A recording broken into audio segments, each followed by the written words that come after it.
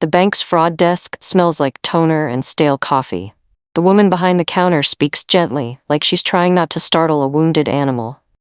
"Lena, are you aware you have an unsecured personal loan with us?" I laugh once, small, confused, because it's absurd. Then she turns the monitor toward me.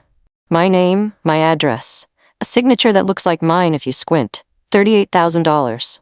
And right under it, verification phone number, my sister's number. My throat closes. My hands go cold. I can't even ask the question properly. I just whisper, "No." The woman's face tightens with the look of someone who delivers bad news for a living. "Ma'am, the account is delinquent. 3 missed payments." I stare at the screen until the numbers blur. My sister's phone number stares back at me like evidence of something I don't want to understand yet. I walk out of the bank like I'm floating, like the air forgot how to hold me. My phone shakes in my grip as I call my sister. No hello, no softness. "What did you do?" She pauses, just a breath, and then she says it, calm, almost bored. "It was temporary." Temporary. Like my name is a sweater she borrowed, like my future is a chair she moved for a second. I hear myself inhale like I'm about to cry, but anger rushes in first. Temporary doesn't destroy someone's credit, Mara. And she sighs, annoyed like I interrupted her day with something trivial. "You're being dramatic," she says. "I was gonna fix it." Fix it?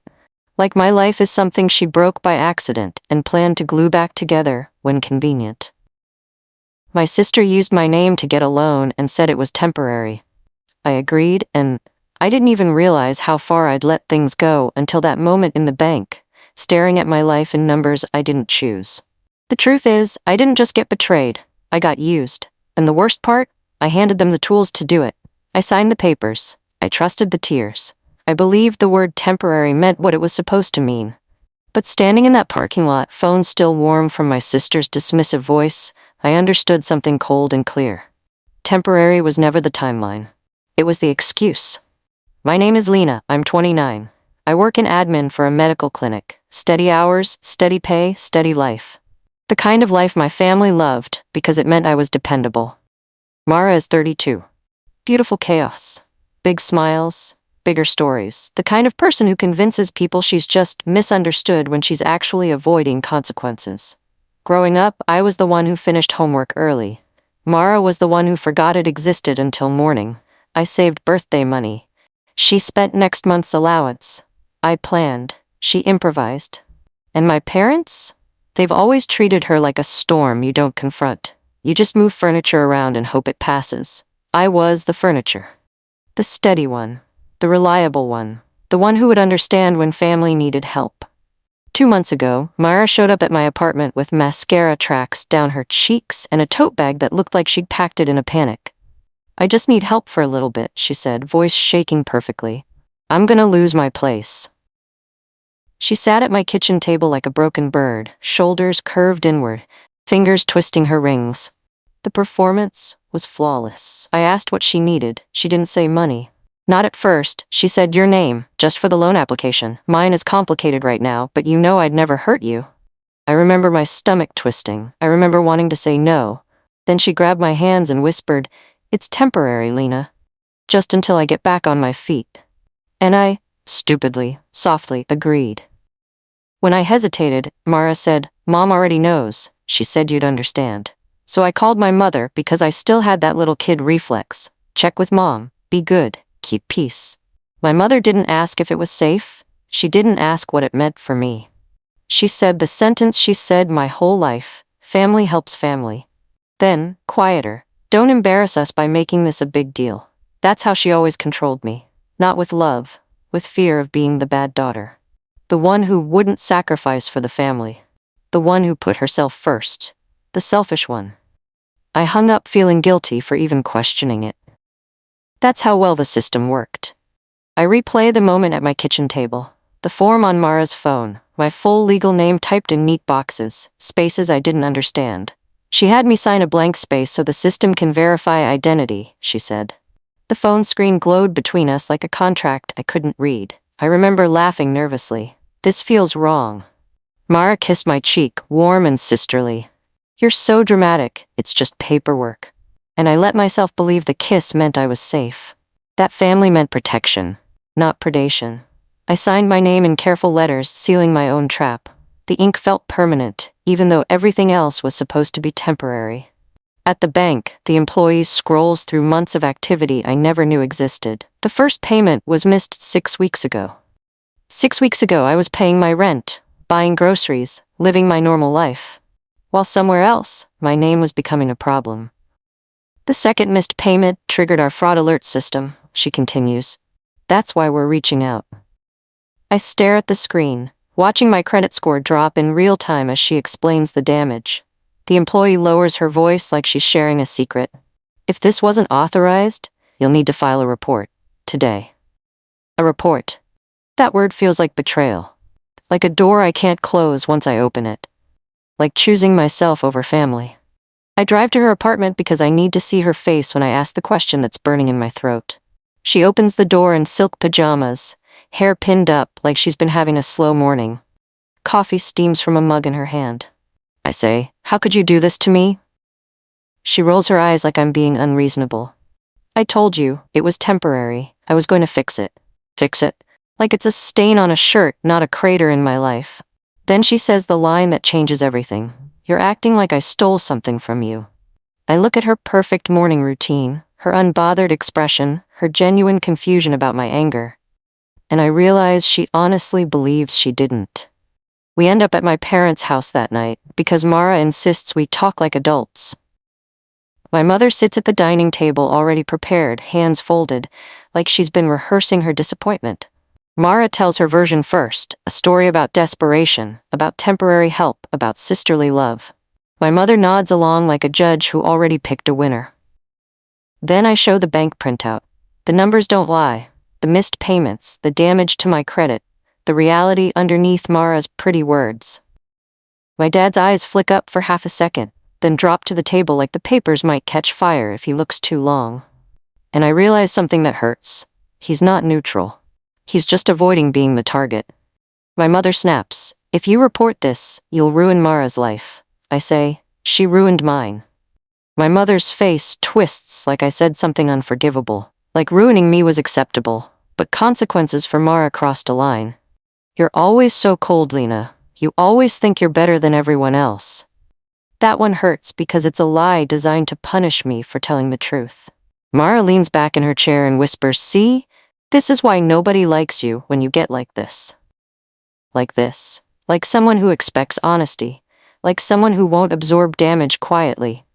Like someone who might actually protect herself. The bank tells me they'll run a full check for connected activity using my information. 2 days later, they call back. The woman's voice is careful, professional, but I can hear the concern underneath. "Lena, there's another line of credit opened with a different institution using your information." My ears ring. I grip the phone so hard my knuckles hurt. The kitchen walls feel like they're moving closer. "Another?" I whisper. The man pauses. "Yes, smaller amount, but it's there." Same verification phone number. Temporary.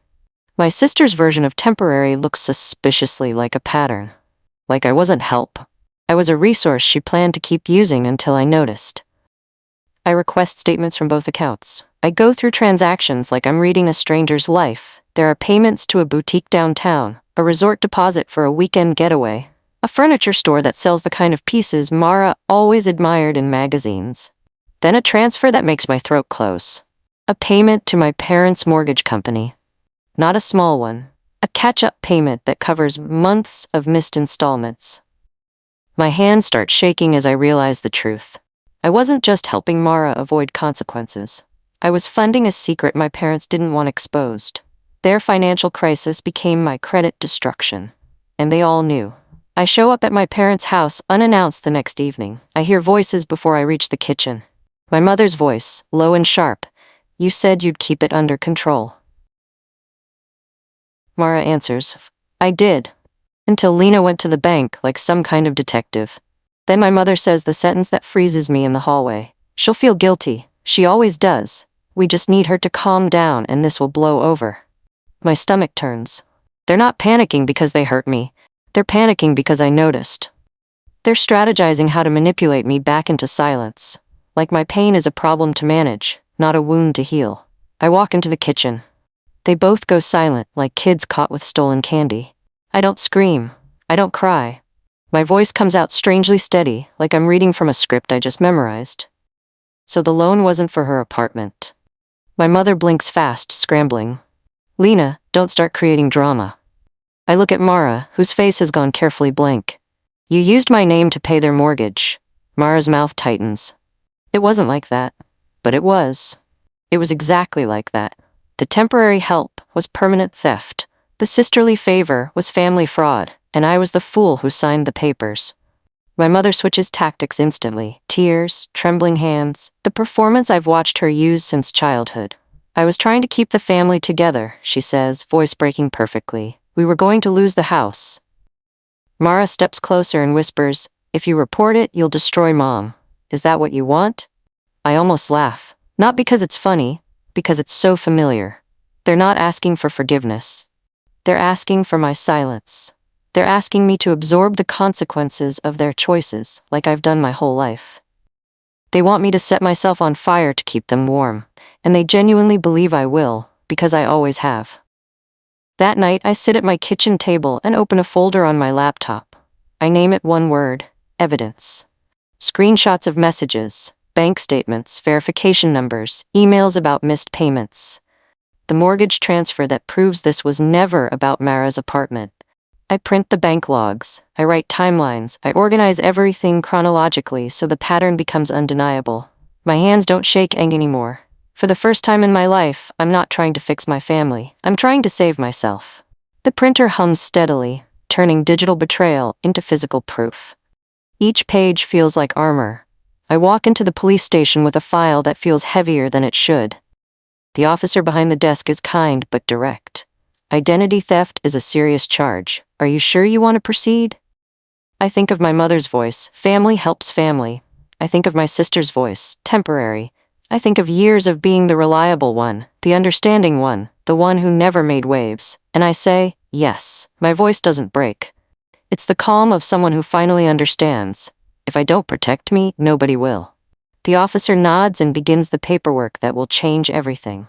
Mara calls me 30 times in one afternoon after the investigation begins. Then my dad calls, first time he's called me directly in months. His voice is strained, unfamiliar. Lena, can we talk? This is getting out of hand.